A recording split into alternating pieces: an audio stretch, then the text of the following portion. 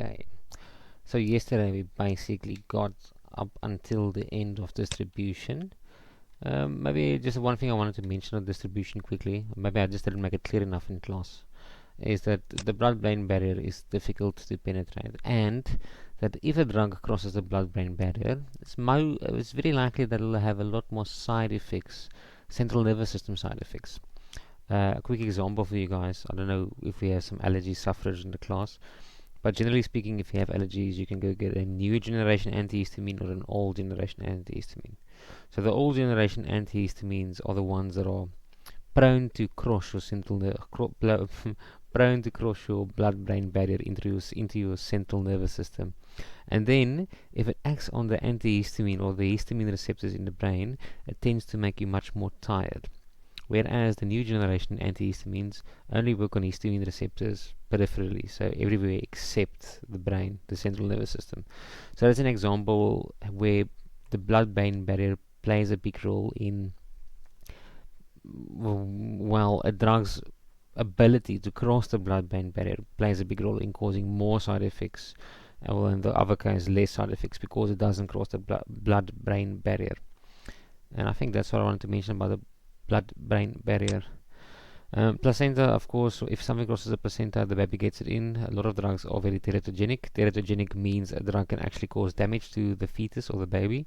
But it's not as simple as that. So different drugs are safe in different times. So first trimester you might find the paracetamol is safe. Third trimester you might find it's not as safe. But I think this is very specific for each drug. There's not really a rule that says drugs A to Z can be used. No, there's not really a rule that says if a drug crosses the placenta, it is automatically dangerous. Each drug is different here, and each drug also has a different set of case studies and evidence to back up its use in pregnancy or not in pregnancy. So you have to cover it. You'll cover it as you go through the modules, not through the modules, through the different drugs. All right. So this is where I want to get to that. I wanted to get to biotransformation or metabolism. So we have, in a certain sense, discussed or outlined the basic absorption, distribution, and now we are at metabolism. But really, you can, in a certain sense, put metabolism and excretion almost in the same arena, kind of, not really. So generally speaking, if you take a drug, the drug becomes activated or the drug gets absorbed into your bloodstream, and then from your bloodstream it's distributed wherever. It might be distributed via plasma proteins, it might be dissolved in the bloodstream and distributed freely. So it goes wherever. After a certain amount of time, it will spread to your liver once again, so through your bloodstream actually reaching the liver, and then it will most likely be metabolized by your liver. It can also be metabolized in various other areas of your body. So different areas of your body have the ability to metabolize certain drugs because they might be similar enough to some neurotransmitters and they might be broken down by certain enzymes in the body. But generally speaking, safe rule of thumb is to say that most of our drugs are metabolized by either the kidneys or the liver. Okay, so when a drug is metabolized, we are basically taking the active drug that was causing a physiological effect in the body and we are breaking it down into something inactive that cannot cause the effect anymore. This is your body's own way of, in a certain sense, protecting itself from a drug. And then after metabolism, it is normally excreted. Let's put it this way as well. There are a few phases in metabolism. Generally speaking, what our liver tries to do is to take a certain drug, make it more hydrophilic so it can be excreted via the urine. Think of your bilirubin, for example. You have seen that you get conjugated and unconjugated bilirubin. So if bilirubin has become conjugated, it's become more hydrophilic. So your liver has made the bilirubin more water soluble. And then you can pee it out. So if you ever wondered why your pee is yellow, it's because you're peeing out bilirubin. So the more, let's say for example, your liver cannot conjugate bilirubin anymore, and you cannot then excrete the bilirubin. You become jaundiced because your liver can't actually get rid of all of the bilirubin and it's building up. And as the bilirubin is building up in the bloodstream, you become jaundiced. You look yellow. And that's simply a symptom of your liver failing. So I want you guys to think of metabolism as a really liver and kidney only. It's not 100% the truth, but in 99% of the cases, your liver and your kidneys are the ones responsible for metabolizing things. Okay. Most biotransformation takes place in the liver, like I mentioned just now. Biotransformation can also occur in different tissues, so kidneys, lungs, epithelium, gastrointestinal tract, etc., etc. Just on the gastrointestinal tract, I mentioned yesterday about bioavailability.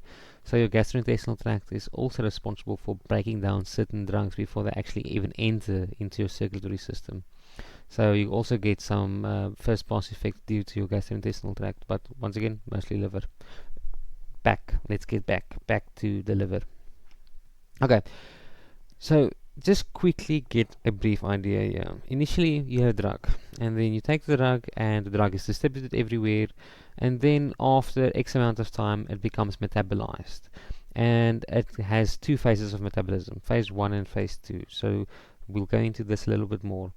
During phase 1, what the liver enzymes do is they break apart a part of the molecule. So they break a certain section open. By breaking that section open, they can then later go and conjugate it or add a different molecule to it. And when that different molecule has been added, it's become more hydrophilic. So normally what your body does is your body would go and add a very polar group to that molecule or to that metabolized medicine drug. And then that a very polar molecule makes the entire structure, the entire molecule as a whole becomes more polar. So the body attempts to make, or the liver attempts to make it so polar that it can easily be excreted via the urine. So it can be dissolved within the bloodstream and it can be excreted by the kidneys. So the kidneys can actively get rid of the drug. Well, the metabolite in this case. So it's not necessarily that the drug always needs to undergo phase 1 reactions where a part is... 2 seconds, I've got to knock. Okay, so back to work. I hope you guys are following the idea here. So the idea is a drug might be very lipophilic initially, and then it undergoes a phase 1 metabolic reaction, becomes a little less fat soluble or a little less lipophilic, a little bit more hydrophilic, more water soluble, and then something might be added, and if something is added, it might become even more water soluble. It might also be that a drug doesn't even undergo metabolism by the liver at all, and then the drug just simply passes right through. So something like, once again, amikacin, vancomycin, gentamicin. There's a lot of drugs that are not metabolized and excreted.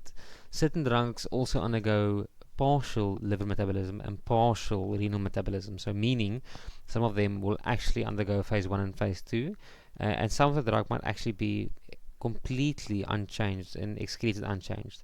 So if a drug is excreted by the kidneys unchanged, it means that the drug has exited the body, so it's left the body, been metabolized or excreted. So that's why I said to you guys, in a certain sense, metabolism, excretion, there are similarities between them. So a drug doesn't always have to undergo metabolism by the liver to be metabolized. It could also just simply be excreted by the kidneys, in which case it is metabolized by the kidneys. Okay, I hope all of this is making sense so far. I think I've mentioned enough about the first pass effect. I don't think I want to go over the first pass effect again. What I want to get into is these biotransformations, these phase 1 and phase 2 biotransformations.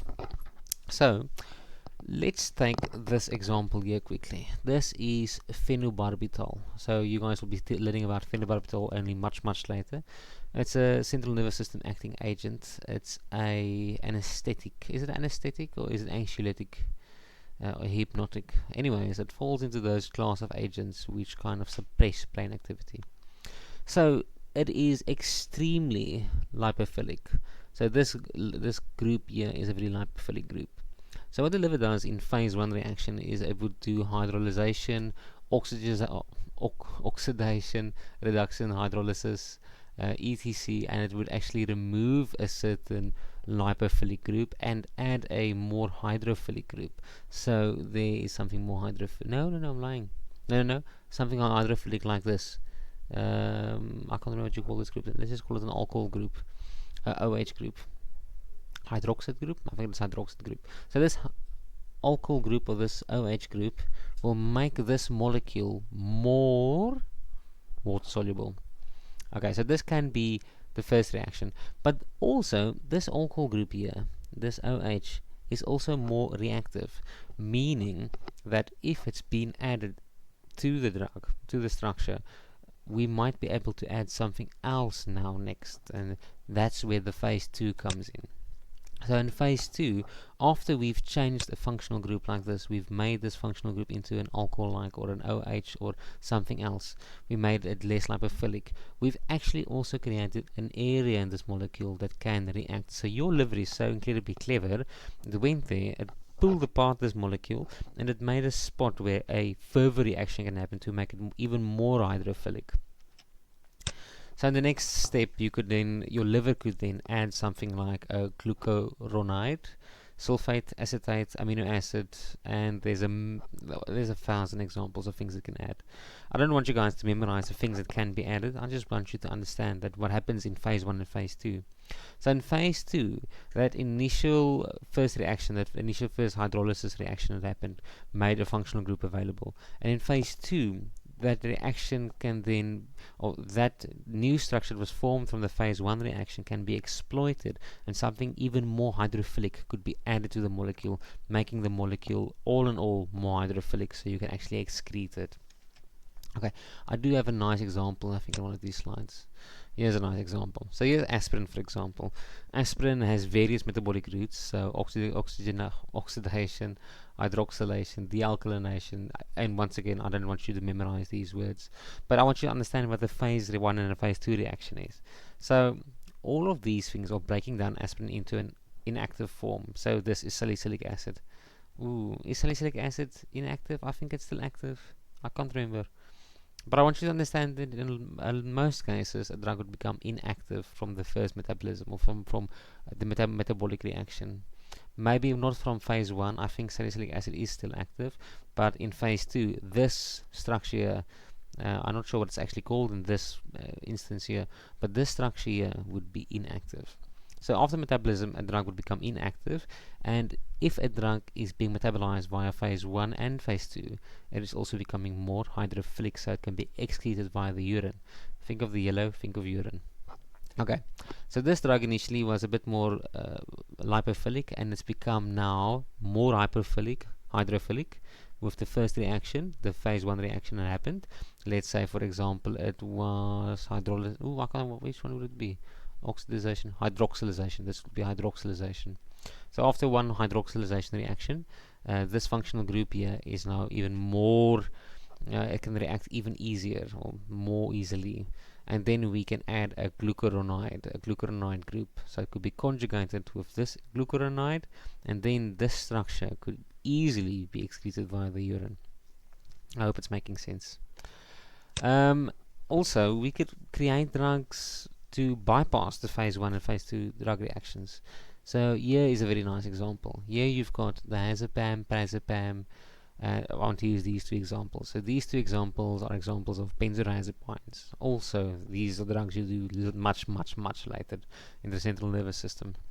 So what these drugs are metabolized to, I can't say that word, you can just look at it, desmethyldiazepam. Desmethyldiazepam is once again undergoing a phase 1 metabolism, and it then becomes oxazepam. So in the pharmacy, you can actually get diazepam formulated into a tablet, and you can get oxazepam formulated into a tablet. Oxazepam undergoes much less phase 1 reactions, or doesn't undergo phase 1 reactions, so it is in a certain sense liver friendly. Not liver friendly per se, but it's more liver friendly than diazepam and prazepam would be, because it has less metabolism within the liver. So this one already has the functional group available, which diazepam and prazepam did not have available. So thus it undergoes conjugation directly. So it skips phase 1 completely, goes into phase 2 reactions, and gets a glucuronide added, for example, and then it can be excreted. So we have here's a bunch of examples for you of drugs that are more extensively metabolized by the liver because they have phase 1 metabolism, and here's an example of a drug that does not have a phase 1 metabolism. And your body actually changes diazepam into oxazepam, which is crazy if you think about it. I mean, your body creates oxazepam. The liver is genuinely a complicated and amazing organ, and it stores so many different substances in there. It can create so many things. Anyways, I hope this is making sense. So generally speaking, the less transformation you have during phase 1 reactions, so oxazepam, lorazepam, would be in a certain sense liver friendly or safer than something like diazepam or prazepam. I hope it's making sense. And then maybe I must give you guys a little break for this one, because now I want to discuss something that's becoming more and more important as medicine is evolving. I went too far, go back. Okay, so we've discussed phase 1 and phase 2 a little bit, and then I told you guys we're going to talk about the more complicated section.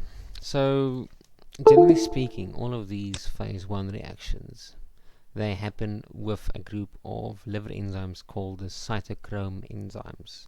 So these cytochrome enzymes are, well, we have various kinds of them: 3A4, 2B6Y, and etc, etc, etc.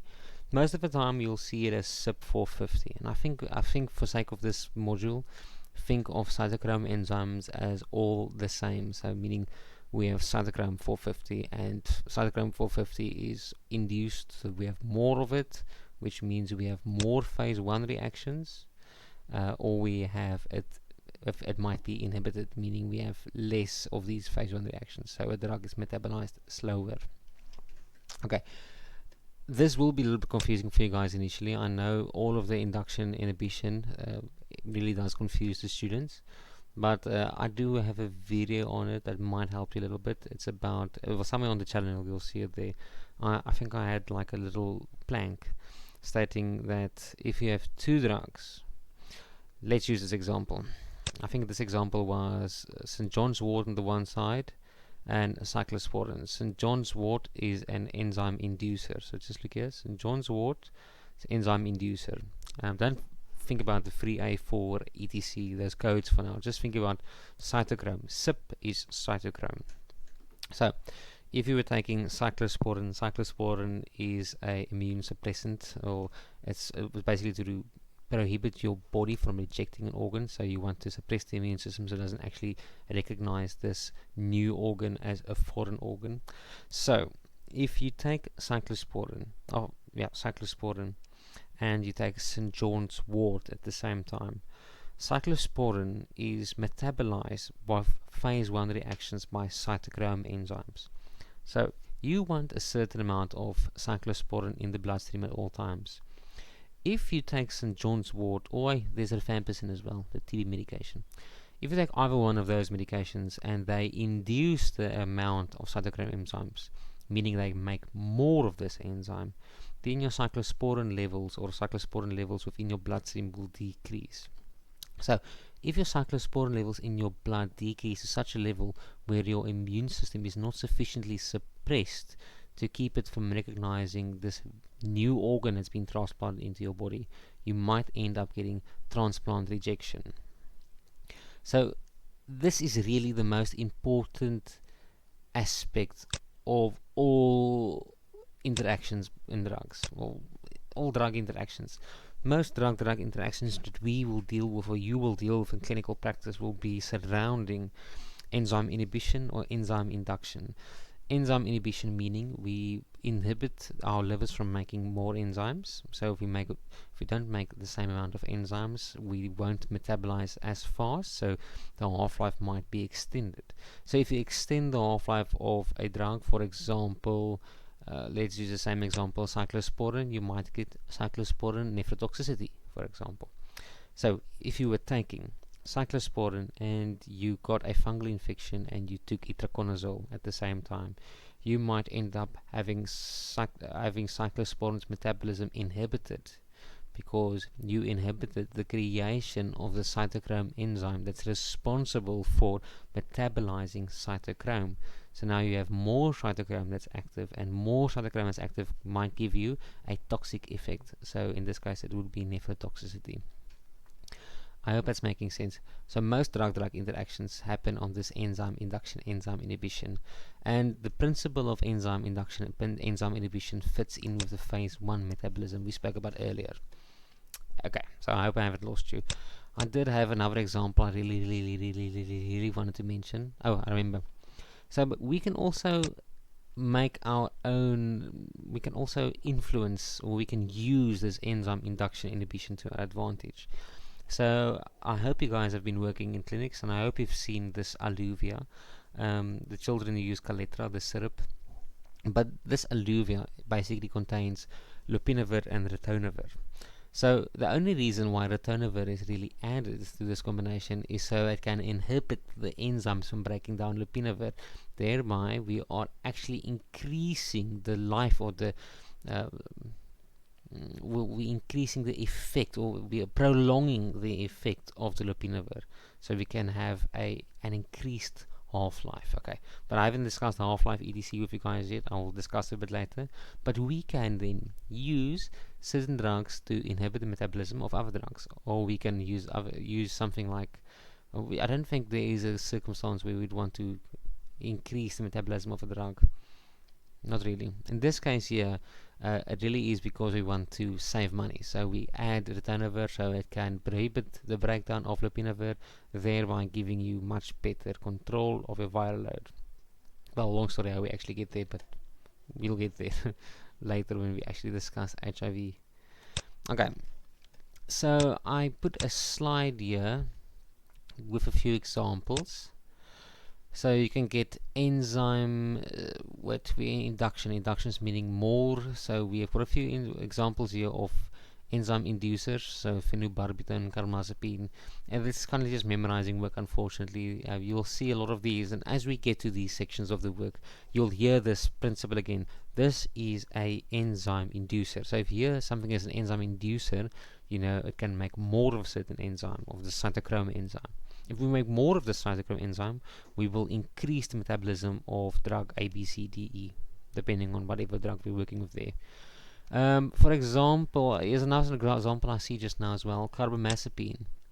There we said it's an autoinducer. So carbamazepine is metabolized by cytochrome enzymes, and it also causes the liver to make more cytochrome enzymes. So it actually increases its own metabolism. So its half-life would actually be shorter and shorter as you take it. Well, not shorter and shorter, it will be a plateau. Okay, but its half-life will be shorter and shorter. Yes, it will be metabolized faster and faster as you take it. But there will be a plateau. I'll discuss what exactly I mean by half-life, etc. after we've gone through all of the basics of ADME. Okay, I hope that's making sense. Rifampicin, you'll have so many drug-drug interactions with rifampicin, and all of the drug-drug interactions stem from the same thing. Rifampicin is a drug enzyme inducer, meaning it makes more of the enzyme that's responsible for breaking down other drugs. So one of the interactions that's seen recently is rifampicin causes the lopinavir levels to fall drastically when a person takes rifampicin and lopinavir in HIV and TB. So if you have an HIV infection, you might end up on a second line. Second line, you might get ritonavir and lopinavir. Together they are called alluvia. The medicine is alluvia. So if you take rifampicin with that combination, the rifampicin might induce the liver enzymes, the cytochrome enzymes responsible for breaking down the lopinavir, and you might actually get subtherapeutic lopinavir levels. If you have subtherapeutic lopinavir levels, you might not control the HIV infection adequately, and you might get treatment failure. So a drug-drug interaction can have severe consequences depending on what exactly you're dealing with. I mean, this one here, if you're taking cyclosporin and then you get a little bit depressed and someone gives you the wrong advice to go and get St. John's wort at a pharmacy, you might end up actually suppressing or actually inducing the metabolism of cyclosporin, and you might get an organ rejection, which would be absolutely terrible. Do you know how few organs are available in South Africa if you actually need one? Very few. Okay, I think I've discussed what I wanted to discuss here. Here's some further examples of enzyme inhibitors. So these ones would make less cytochrome enzymes. If you make less of these enzymes, less phase 1 reactions would happen. If less phase 1 reactions happen, the metabolism of a drug will be decreased. If metabolism of a drug is decreased, more drug will be available in your bloodstream. If you have more drug available in your bloodstream and you take another dose and another dose, you might end up getting a toxic concentration of a drug. I have some few practical examples here at the end. Oh, and of course, what if a person has liver failure? If a person has liver failure, how would you know how much drug they can metabolize in a day?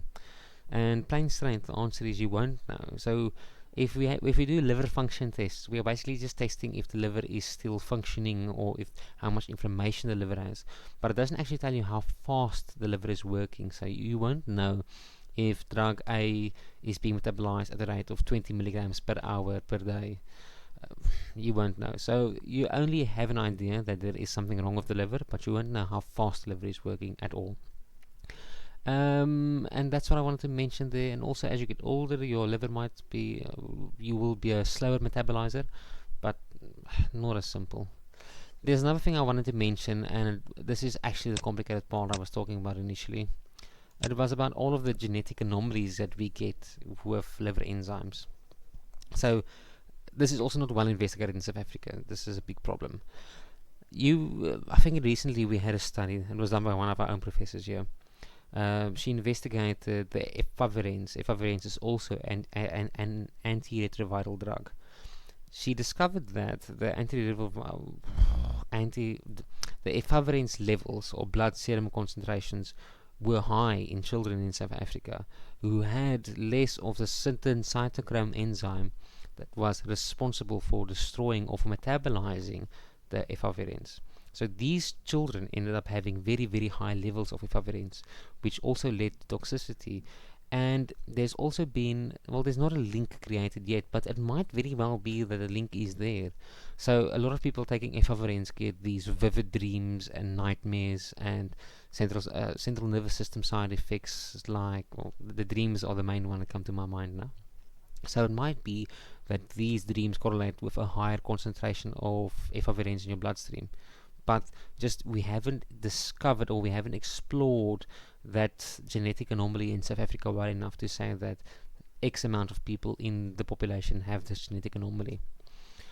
And there are thousands of versions, not thousands, I'm exaggerating here, but there are many versions of these genetic anomalies where people have different cytochrome enzymes. So either they make more of it, meaning they metabolize something faster, or they make less of it, meaning they metabolize something slower. Yeah, but once again, for sake of this course, just think of cytochrome as cytochrome. There are a lot of subtypes of cytochrome, but I don't think we go into it further on in the class. So here's an example of a subtype, SIP2E1. So that's cytochrome 450E1, something like that. But once again, SIP for you guys, it's cytochrome, and it's induction and inhibition. And there are so many drug-drug interactions that stem from it. So you guys really need to understand cytochrome induction and cytochrome inhibition. And then also, your kidney is also responsible for eliminating some drugs. So if you have kidney failure, what will the rate of drug excretion be? What if the drug was eliminated by your kidneys 99%, so basically 100% by your kidneys? And what if you then had a creatinine clearance or the GFR that's very, very low? You would most likely eliminate far, far, far less drugs. And if you then continue giving the same dosage, what do you think would happen to that person? Toxicity. Okay. We can actually calculate the rate of excretion with the kidneys. So, not like the liver we know is damaged, but we don't actually know how fast it's doing something, how fast it's clearing or metabolizing a drug. But with the kidneys, we can exactly calculate, not exactly, but we can calculate how fast it's getting rid of certain drugs. So, the normal GFR is around 90 to 120. So, if a person has a GFR of 10, then the half-life or the rate at which they get rid of the drug is going to be so much slower. So much slower. So here's an example. This person here has kidney failure, or this person over this inhibition. So this could be cytochrome inhibition. Let's say this is, let's make an example. Okay, this is the isoniazid level. Not isoniazid, sorry, I'm lying. Lopinavir. This is lopinavir level. So lopinavir is the drug we're talking about here in blue. So then we add ritonavir. If we add ritonavir, which is an enzyme inhibitor, the lopinavir level goes higher and higher and higher and higher and higher with every dose. Do you see that? So with an enzyme inhibitor, you can actually get the drug level to go higher and higher and higher. Or alternatively, we could say this is maybe vancomycin. And with each dose of vancomycin, let's say this is vancomycin and this person has kidney failure. With each dosage of vancomycin, this person's drug level of vancomycin is increasing. Eventually, around there, you might get a toxic effect. It might be the drug presents with toxic effects when the concentration is very high. Okay, so this is if a person has kidney failure, maybe, or when a person is taking a drug that inhibits the metabolism, like ritonavir. Or alternatively, this could be lopinavir still, and then we give a person a drug that's an enzyme inducer. So if we give the enzyme inducer at the same time, it will promote the metabolism of the drug, and the drug levels will fall. So let's say the drug is only effective in this green range here. That'll mean this one is causing toxic effects, might not actually have a good effect, and this one is not causing enough therapeutic effect, might be subtherapeutic, causing different problems. And I really want you guys to understand the idea of enzyme inhibition, enzyme induction. Then I have 2 or 3 more things I want to tell you. I just want to pause the video, otherwise the videos are too long. It's really the computer struggles to actually put them together. Okay, last little bit. Okay, so I basically discussed all of this now. I hope it made sense. If it doesn't, email, or class rep, make a list and email, however you want. Once again, be proactive. If you don't understand something now, make a plan now. Don't make a plan close to the examination or close to the test, because then you might not have enough time to actually catch up. Okay, so there's another thing I wanted to discuss, but I'm not going to discuss it in as much detail as it actually deserves. I just want you guys to see the effect of missing dosages. Let's say a drug is only effective on this green line here. Remember, this is a drug concentration and this is time at the bottom, and these little arrows are all different dosages. So taking a dose, skipping a dose, 2. So now you skipped 2 doses here, and you need 1, 2, 3, 4, 5 doses before you're actually at the same level you were at previously. So skipping dosages really have a very detrimental effect in the long run, especially if things you need to take chronically. So anything that you need to treat a non-communicable disease, hypertension, dyslipidemia, those kinds of things, and also things like depression. So depression, if you are very depressed in a major depressive episode, it really takes almost a month for your medicine to start having an effect. And then if you regularly skip your medicine, I mean, your chances of actually getting to the green part here is just non-existent. So I just want to mention that the name of this thing, so that we call this the steady state. So the steady state you achieve eventually after about 3 half-lives of a drug. Well, I haven't even discussed the half-life with you yet. So, but the steady state is the time where the amount of drug that you take every day is equal to the amount of drug that you lose every day. So this is where you want to get. This is why I take medicine every single day. But I don't expect you guys to understand steady state 100%. Okay, what I want you to understand from this is adherence. Make sure people take medicine. They don't stop. They need to carry on taking it. Unless they have some kind of liver failure or kidney failure, and they might actually have a drug-disease interaction whereby the disease is causing toxicity, etc. Okay, so what are we looking at here? This is like a little slide that tells you everything you want to know about pharmacokinetics: absorption, distribution, metabolism, excretion.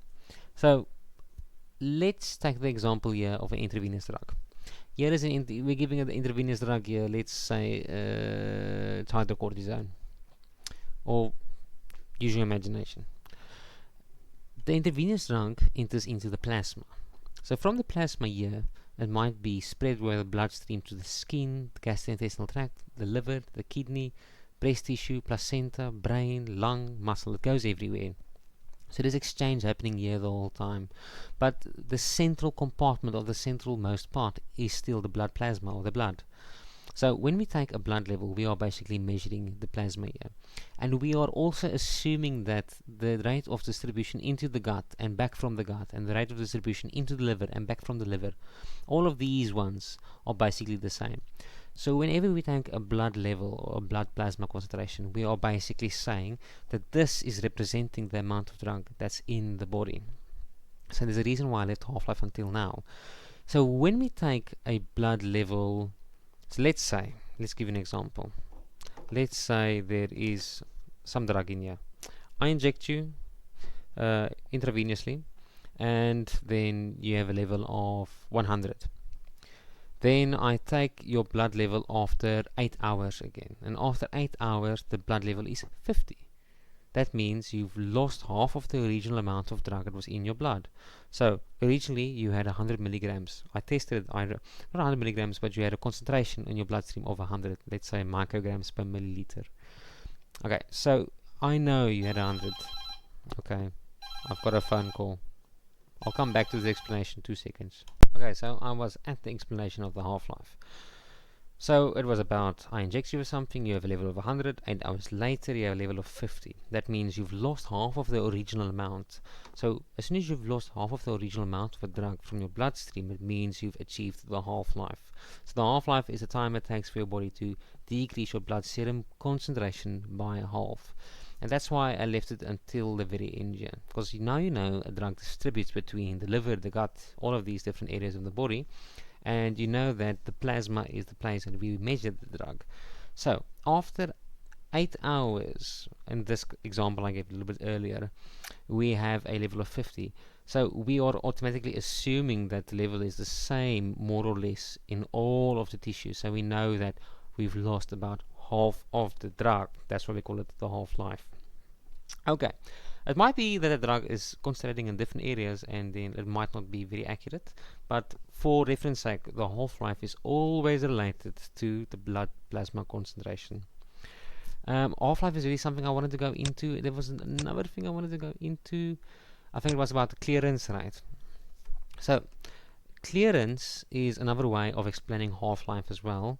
So clearance would be the amount of time it takes your body to completely get rid of a drug per volume. So if your body is 70 liters, let's say your body is 70 liters, arbitrarily, just believe me, if your body is 70 liters and your kidneys get rid of about 10 liters, so it completely clears 10 liters of fluid of your body, clears 10 liters of a drug within 1 hour, then we can say the clearance rate of this drug is 10 liters per hour. So clearance is the amount of time it takes, clearance is the volume of fluid that gets cleared of a drug per time unit. So it could be something like 10 liters, 5 liters per hour, 5 milliliters per hour, however. So that's the amount of fluid that gets completely cleared of a drug per unit time. And clearance also ties in with the half-life. The half-life is just the time until you've cleared half of everything that was in the body. I hope that's making sense. I wanted to mention that. Kind of mention that. Not really much I want to mention there. You can just look at it for fun, and then we are finished with part 1 of pharmacokinetics. So we still have pharmacodynamics left, which is as difficult, and you guys have to really stay up to date. So really go view these videos ahead of time. Don't wait until it's too late. Quickly, I want to go down here to this review of your understanding. I'm going to give you examples here. So let's say this is a question examination. I would ask you something like, provide me with 3 ways drugs can be transported across membranes. So we said there was passive diffusion, there's active transport, and there's filtration. And then we discussed all of them, not really a lot, but we really discussed the hydrophilic and lipophilic section, because that really relates into where a drug will end up. And if a drug ends up in your central nervous system, you've got more side effects, and that depends on the drug's lipophilicity. That's why I put it in there. But yeah, that's just a recall question. It's a very easy question. You just basically memorize it from the slides. Here's one. Outline all the processes involved in absorption, distribution, metabolism, excretion of drugs in the human body. So let's outline exactly what all of these are. So absorption is the process whereby a drug is being absorbed into the body. If you give a drug IV, there won't be an absorption to take place. Let's say, but I wouldn't give an example like this. I would give you, I'm injecting you with drug X. Drug X is intramuscular injection. Please tell me about the absorption that will take place. Then the absorption will basically be from that fluid-filled area into the bloodstream from the site of injection. Baboof. I would ask you something as simple as that. I believe it's simple. If it's not simple, message me. Outline metabolism. Let's say I give you a question saying that this drug X undergoes metabolism phase 1 and phase 2. What does that mean? So that means that a cytochrome enzyme is creating a functional group that can react, and something can be added to the structure. So remember, in phase 1 we have cytochrome enzymes that react with the structure to make a functional group available for a chemical reaction. And then in phase 2, a glucuronide or something gets added to that structure to make it more water soluble, so your body can excrete it via the urine. So that would give you an idea of what I would ask there, I think. All of the rest of those test your understandings you'd get with the pharmacodynamics coming up later. So we haven't discussed those ones yet, but at the moment, not really much I want to mention there. What if I tell you something like this? Drug, or let's say, not let's make it a real drug. Let's say rifampicin is excreted. No, let's not do that. Let's take vancomycin or gentamicin, one of those water-soluble drugs that goes through the kidneys. Let's say drug vancomycin is excreted mainly by the kidneys. If a patient has renal failure, what will happen to the half-life of the vancomycin or gentamicin? So remember this slide here. Ooh, it's very far back. Just wait a minute. So I told you, if we have renal failure and the drug is being excreted renally, then the drug won't be excreted. So as we add the drug concentration will increase. So if you have renal failure, you can imagine the half-life becoming longer. Remember, we're measuring the drug concentration here. The drug concentration is basically a representation of the total amount of drug in the body. So if we're measuring the amount in the blood, we're assuming that the amount in the blood correlates with the amount in all of the different tissues. And if we're telling you that only the kidneys can get rid of it, but the kidneys can't get rid of it, then where's it going to go? It can't go anywhere. So that's why your drug concentration will start increasing until you get a toxic side effect. And I think those examples of questions make sense for you guys. I hope you also see that I don't just read the slides like a I don't want to say what I don't just read the slides like a parrot. So hopefully my small explanations make life a little bit easier for you, and you guys are staying up to date. Quiz incoming as well, and everyone can go view these videos. I think it'll help all of you guys, even the ones who haven't been in class yet. And that's it for this week's class, finally.